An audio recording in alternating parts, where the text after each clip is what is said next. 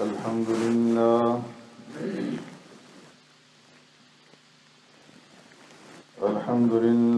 نحمده ونستعينه ونستغفره ونؤمن به ونتوكل عليه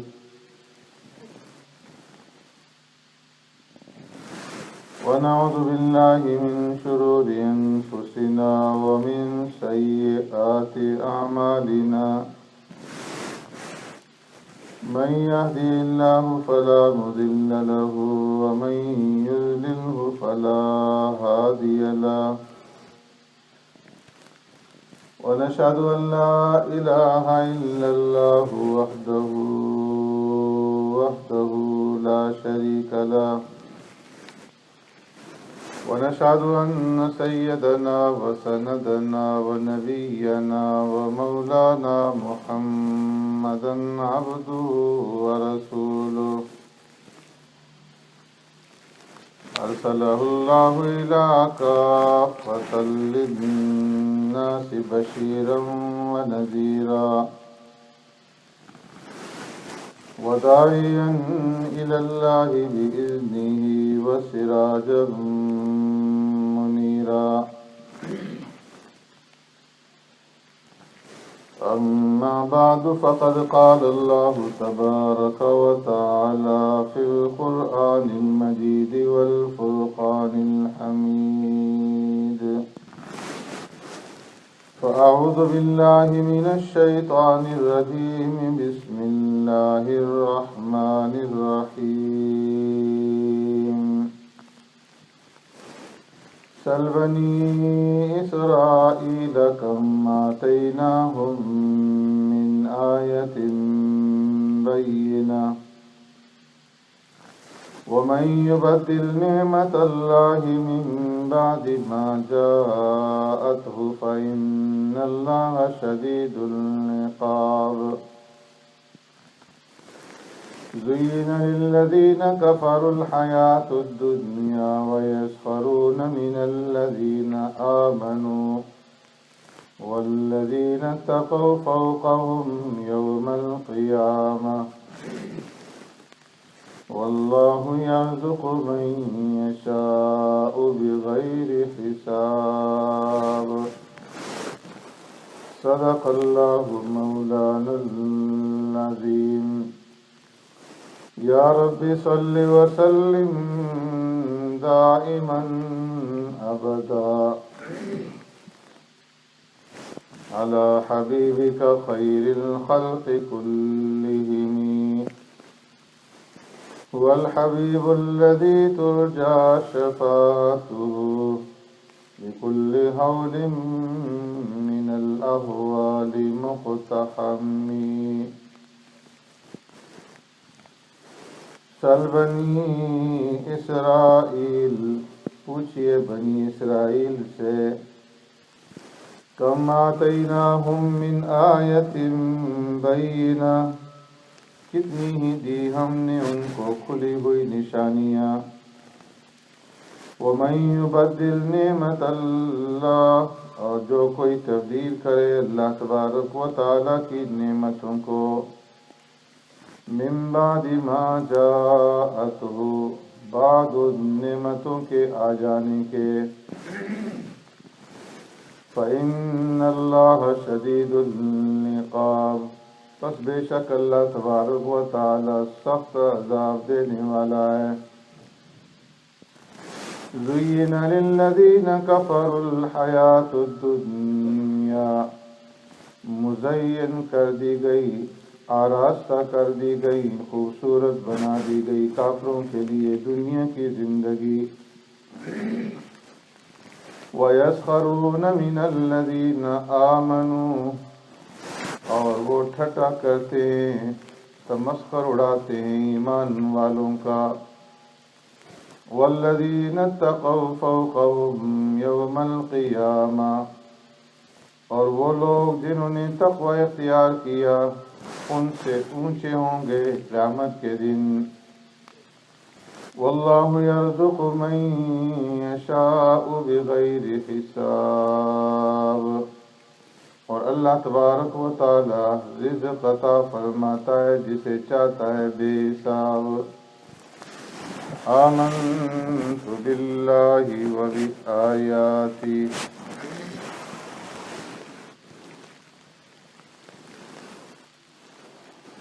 حضرات گرامی،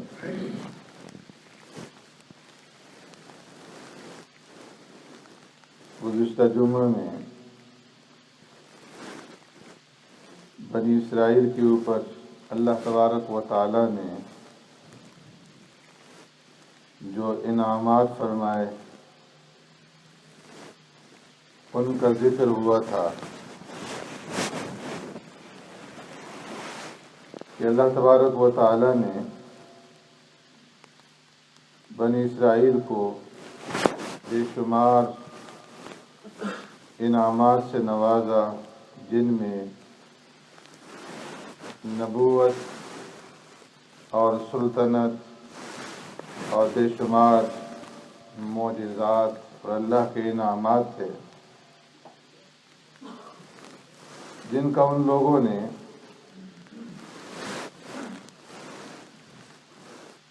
انتہائی اپنی گندی ذہنیت کے ساتھ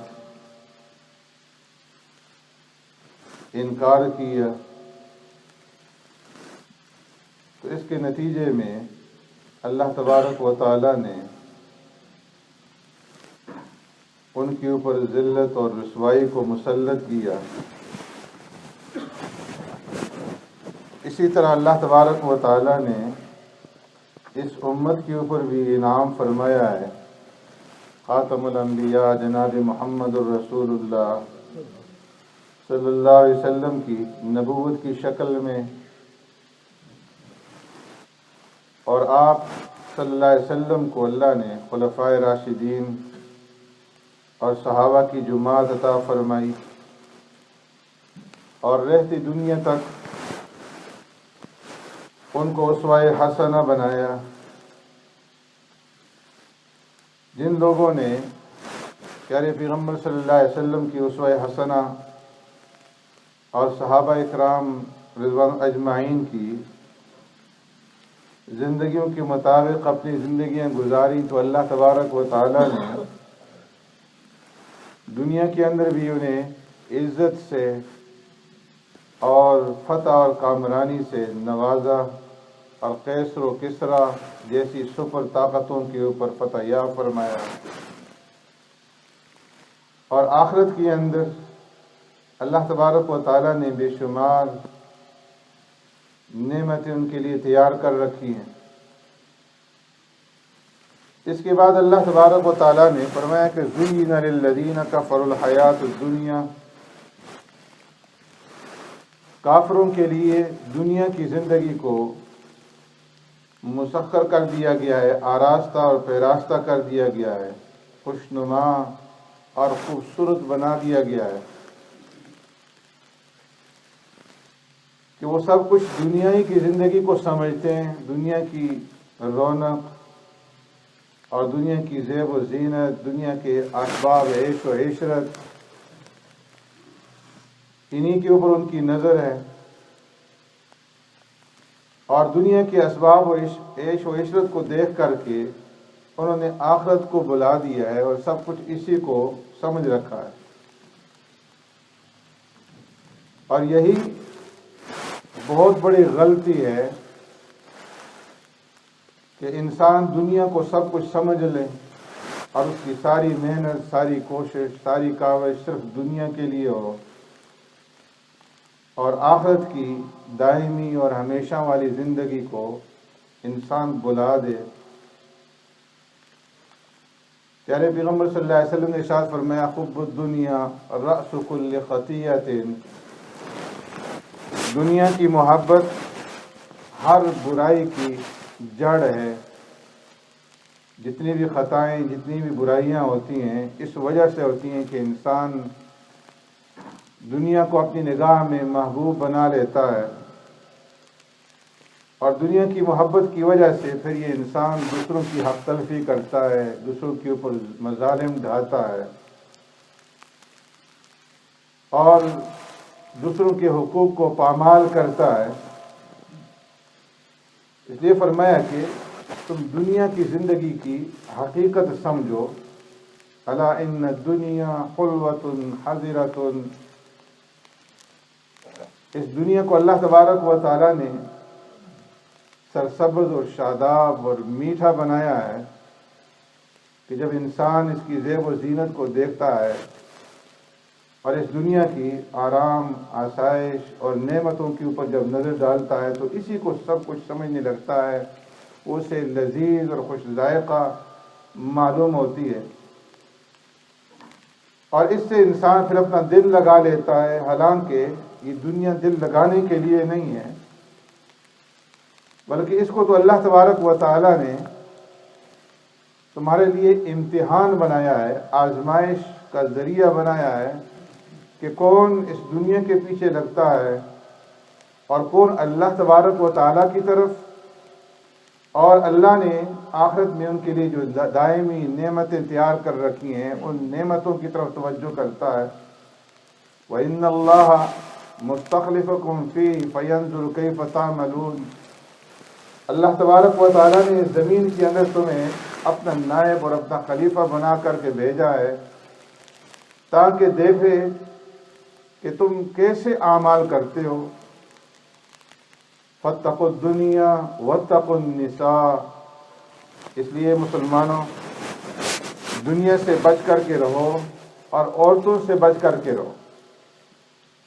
کہ یہ دنیا بھی فتنہ اور فساد کا ذریعہ ہے اور عورتیں بھی فتنہ اور فساد کا ذریعہ ہیں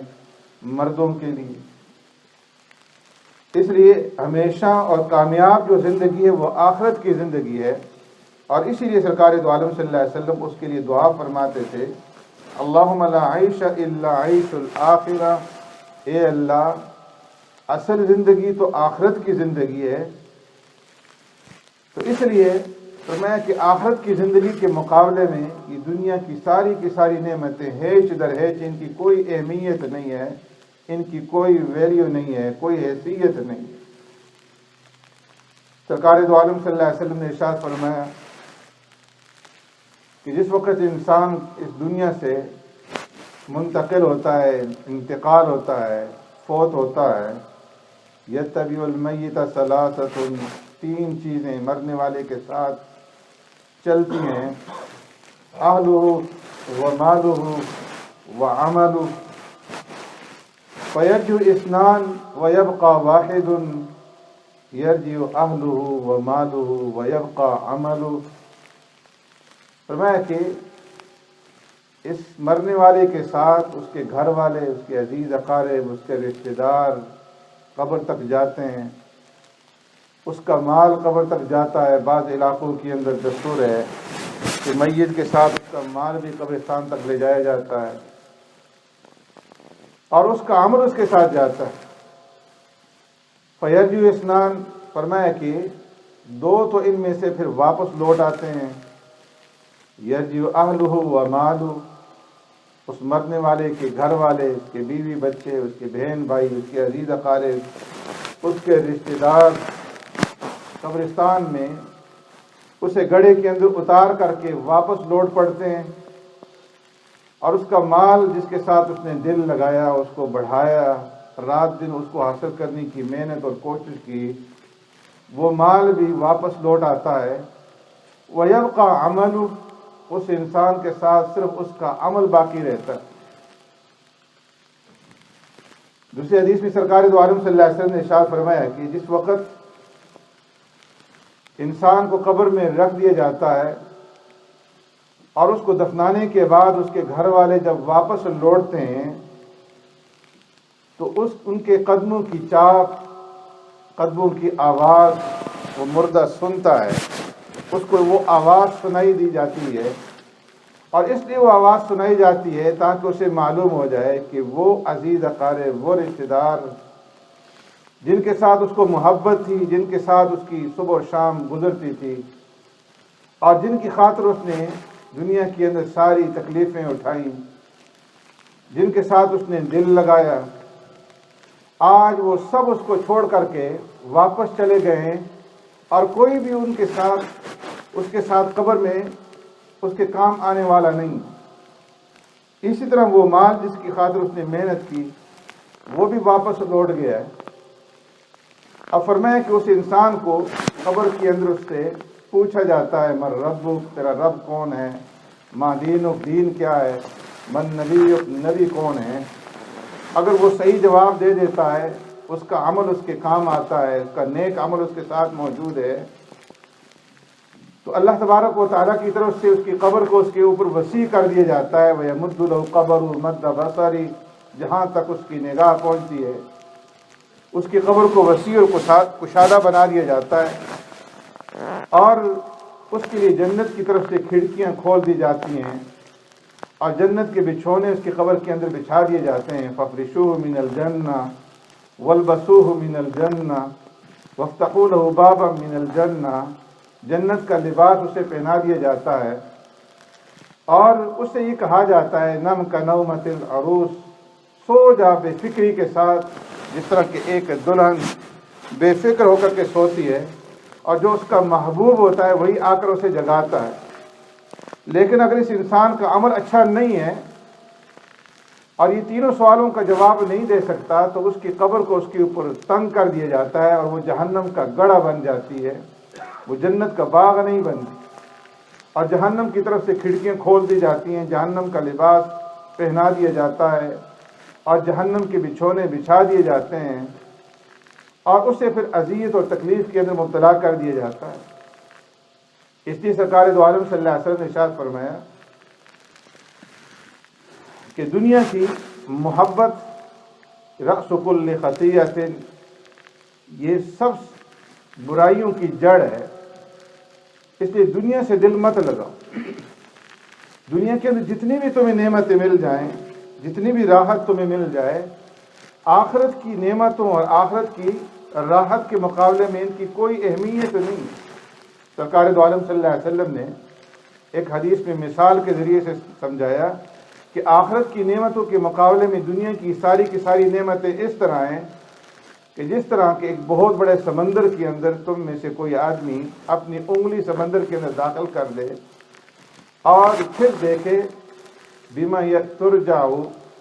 کہ وہ انگلی سمندر کے اندر سے کتنا پانی لے کر کے واپس لوٹی ہے۔ ظاہر ہے کہ زیادہ سے زیادہ اس انگلی کے اوپر پانی کی تراوٹ ہوگی یا ایک قطرہ ہوگا، تو سمندر کے مقابلے میں جو ایک قطرہ ہے اس کے اوپر تو انسان کی نگاہ ہے، رات دن اسی کے اوپر محنت کر رہا ہے،